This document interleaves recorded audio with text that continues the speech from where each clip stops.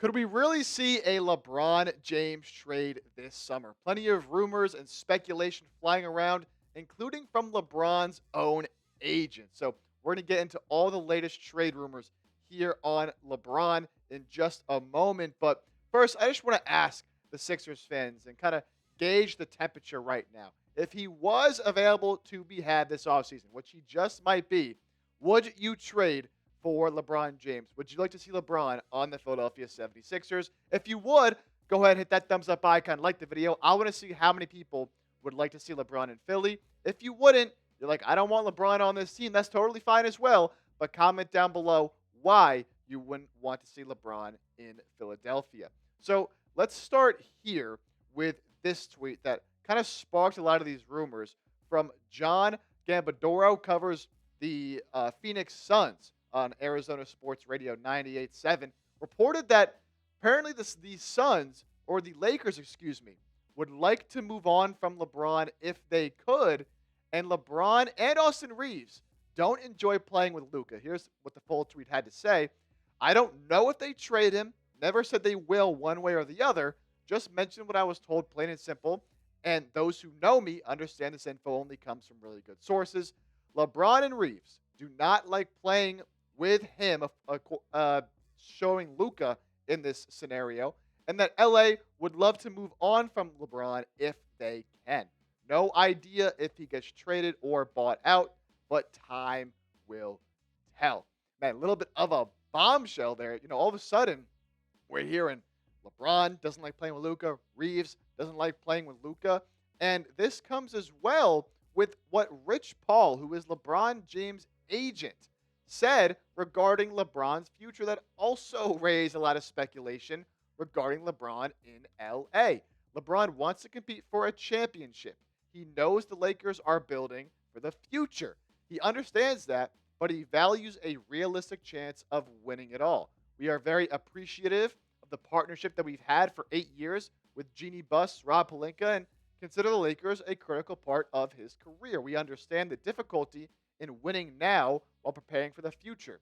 We do want to evaluate what's best for LeBron at this stage in his life and career.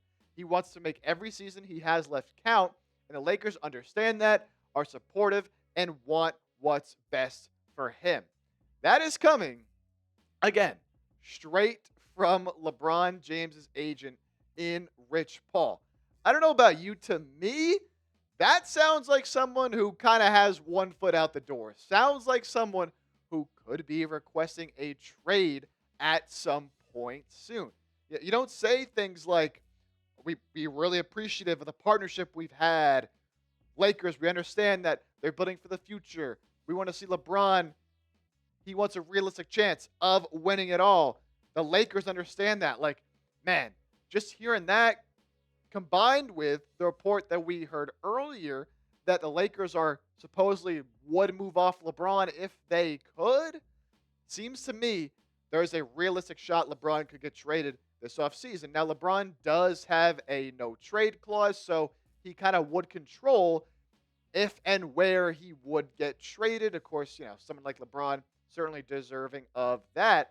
But when we start to think about a LeBron James trade, certainly not quite what he once was. Even just a few years ago, you can see the numbers have dipped a little bit. But look, still coming off a season with the Lakers in which he played 70 games. They were the 3 seed, did get bounced in the NBA playoffs. But look, just over 24 a game, 8 assists, 51% from the field, and 37.6% from 3 coming a season after. He shot over 40% from 3. Look, we know who LeBron is. It's no secret that he's not 27 years old anymore, but still one of the better players that we have in the entire NBA. And if he were to be on the market, I'm sure there'd be a lot of teams interested in his services. Now, what would his value actually be considering his age? He has 1 year left on his deal. How much longer does he actually want to play in the NBA? Those are all factors that a team trading for LeBron will have to consider.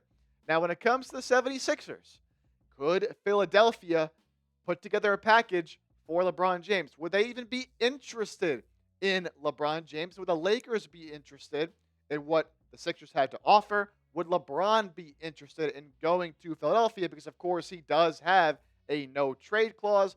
So any deal he would have to approve.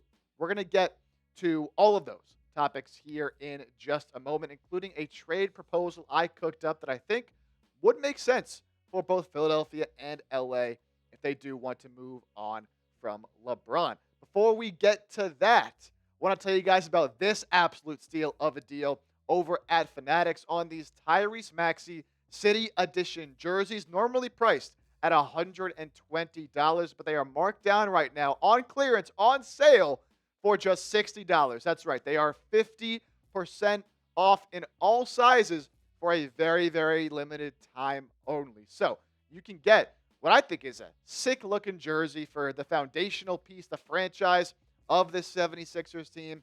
You can get his jersey for 50% off. Again, down from 120 to just $60.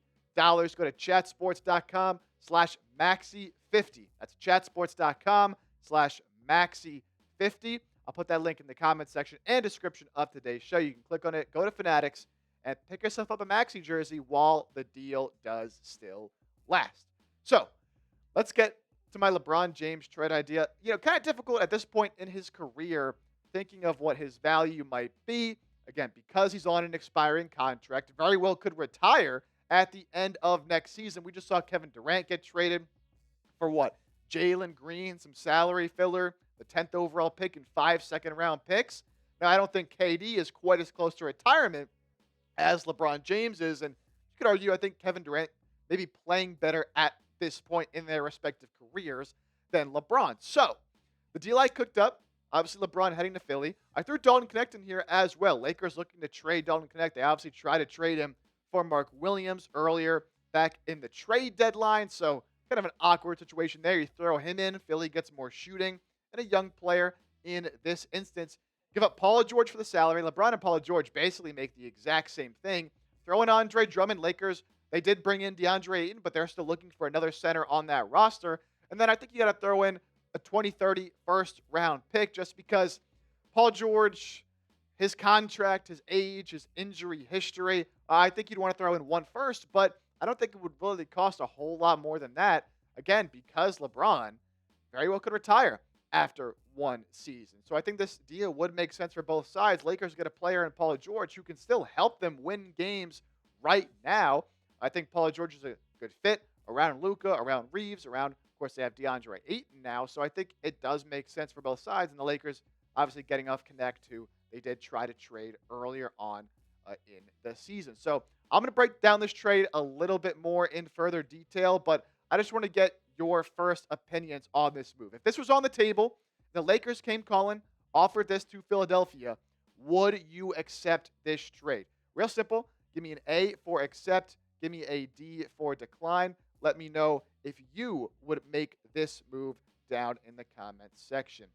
For me, I'm definitely accepting this deal, and I kind of think it's a no-brainer. For starters, you get off the Paul George contract, and I'm not even totally sold that Paul George is definitely washed, that he's definitely cooked. I think he can be better than what he was last season. But even if he is better than what he was last season, it's still a long shot that he's going to be worth the amount of money you're paying him, $50+ million over the next few seasons, right? So you're able to get off that deal for an upgrade in LeBron. There's no doubt that LeBron is a better player, even at his age right now, than Paul George is. Give up Andre Drummond, who the Sixers have been trying to trade anyways, and throw one first-round pick in there. It's a 2030 first. You still have a lot of other draft capital if you're Philadelphia. And look, for the Lakers, would you be able to get a better offer? Maybe. It depends, what other teams are interested. Where does LeBron want to go? I think LeBron would be interested in coming to Philly with the talent they have on this roster and with how weak the Eastern Conference is if he is trying to win one more title before he does retire. Maybe you get Bronny in the trade too. I know he wants to play and keep playing with his son, but then for the Sixers, you get Dalton Knecht as well, a shooter. You can bring off the bench. Team could use a little more spacing. Not a great defender, but you'll take that in a deal like this. And the Lakers have really been needing another center. They've been in the market for another one, even after adding DeAndre Ayton. So I think it makes sense for both sides. I don't think the Lakers are going to get all that much again for a player in LeBron who very well could retire after this upcoming season on an expiring deal. And also for Philadelphia, getting off that Paul George contract, you bring LeBron in, you could open up a ton of money just next offseason because that LeBron contract is expiring if he does retire or he doesn't want to return. It would suck if you only get him for one season and you don't win a title. I think you'd have a very good shot of doing it with LeBron James, but at the very least, you would open up a ton of money to then use next offseason to hopefully make some other moves and other additions to the squad. So I think it'd be a no-brainer if that's all it took for Philadelphia. And I really don't think it would take a whole lot more, again, because of LeBron's age, because of the threat of retirement and him possibly only being on the team for one season. That'll do it for today's show.